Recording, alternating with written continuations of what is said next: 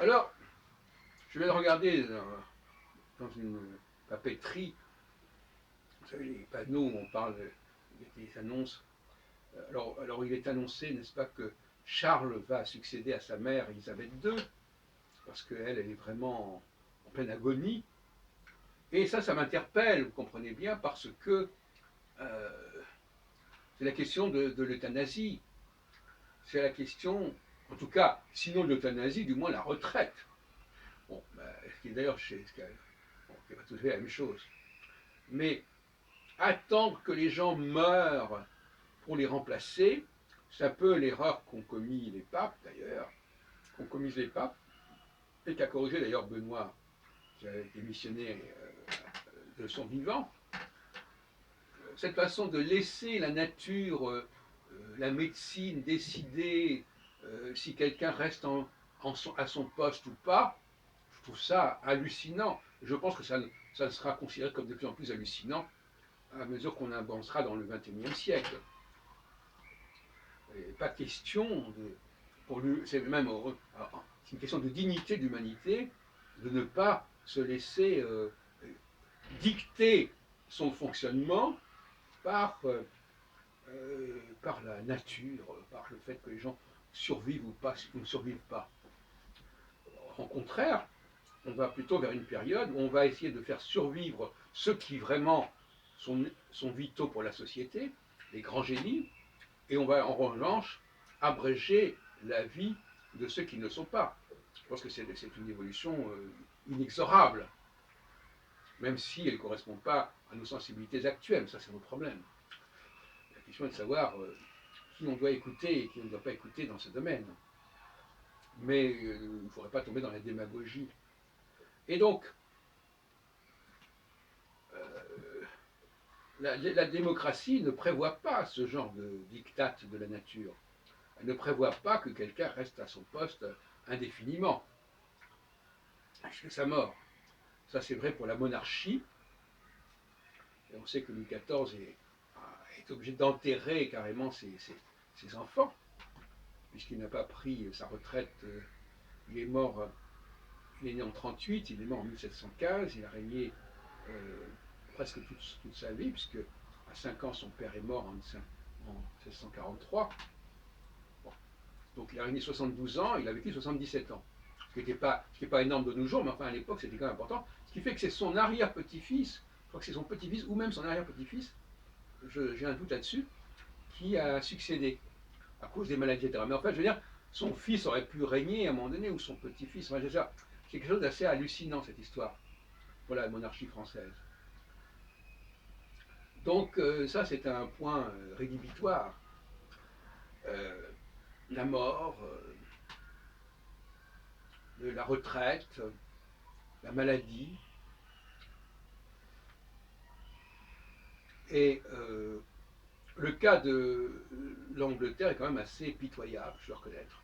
Cette reine qui dépasse ses 90 ans et qui s'accroche à son trône alors qu'elle a un fils, etc. Charles qui a plus de 70 ans maintenant. Bon, cela dit, évidemment, on dirait, de toute façon, la monarchie anglaise, elle ne sert pas à grand-chose, elle a une valeur symbolique, etc. Peut-être. Mais néanmoins, elle devrait montrer l'exemple. Et alors, le suicide, c'est évidemment une solution qui est concevable. Que quelqu'un décide de mettre fin à ses activités ou à ses jours de son propre chef, oui, ça se défend. Mais encore une fois, je ne voudrais pas qu'on me dise ah oui, mais monsieur Albron, vous voudriez qu'on vous tue, etc. Non, mais moi je réponds de manière sans aucune fausse modestie, je réponds que je ne fais pas partie des gens qu'on va vouloir tuer prématurément ou avant leur mort. Je pense plutôt qu'on va plutôt essayer de prolonger mes jours. Enfin, je dis ça en toute modestie. Donc il ne faut pas mettre non plus tous les gens sur le même pied. Il y a une élite qui mérite de survivre et de se prolonger, même peut-être au-delà de 100 ans, peut-être de 200 ans, parce que cette élite, elle est extrêmement petite, et donc finalement, on ne peut pas la gaspiller, et ceux qui existent, il vaut mieux les perpétuer. En revanche, il y a une masse de population qui, elle, est interchangeable, et par conséquent, il n'y a aucun scrupule à avoir à en limiter les manifestations, d'autant plus qu'il y a une démographie galopante, etc. Mais de toute façon, je voudrais insister sur ce point, les sociétés ont toujours été marquées par cette notion de sélection. Et c'est un mot-clé, la sélection. Il n'y a pas de civilisation sans sélection. Sélection au niveau, bien entendu, des charges, mais aussi sélection au niveau de la vie et de la mort. Le sacrifice d'Isaac, par exemple, dans la Bible, dans le Pentateuque, on est un exemple. Les guerres en sont un autre exemple. Elles ont leur fonction aussi de sélection, d'élimination. J'ai l'impression que nous avons un rapport à la mort qu'il faut être complètement repensé.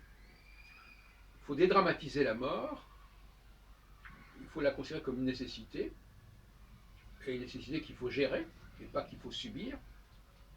Et aussi, il faut savoir qu'il faut faire des sélections, et que ces sélections peuvent aussi passer par l'élimination. Notamment, je pense qu'il y a beaucoup trop d'hommes par rapport aux femmes. Il faudrait qu'il y ait au moins 2 fois moins d'hommes que de femmes. Et c'est cet excès de présence masculine. Pourtant, je sais s'il y a eu des guerres au XXe siècle. On vient de célébrer justement, on va célébrer le 11 novembre, l'hécatombe, Verdun et d'autres endroits. Mais en même temps, il n'est pas sain qu'il y ait autant d'hommes que de femmes. Parce que c'est ça qui va brouiller les choses. Quand 2 groupes sont de taille équivalente, on va dire qu'ils sont égaux. Parce qu'il y a l'égalité de ce type-là. S'il y avait beaucoup moins d'hommes que de femmes, on ne dirait pas que les hommes sont égaux aux femmes. Le small is beautiful, le fait d'être minoritaire est un élément d'élite. Si on est trop nombreux, il n'y a pas d'élite. Donc par conséquent, un élément de sélection, c'est effectivement le droit de vivre, ou si on préfère, le temps qui nous est accordé à vivre. Et pour des populations qui n'ont pas besoin d'énormes formations, elles vont commencer leur vie active beaucoup plus jeune que les autres, et par conséquent, une durée de 30 ans de vie active pour des gens d'en bas, c'est déjà énorme. Alors que pour les gens d'en haut, qui ont besoin beaucoup plus de temps pour se former, pour prendre pleinement possession de leurs moyens, il faut beaucoup plus de temps. C'est une logique très simple. Je crois qu'on peut la comprendre et qu'on va la comprendre de mieux en mieux.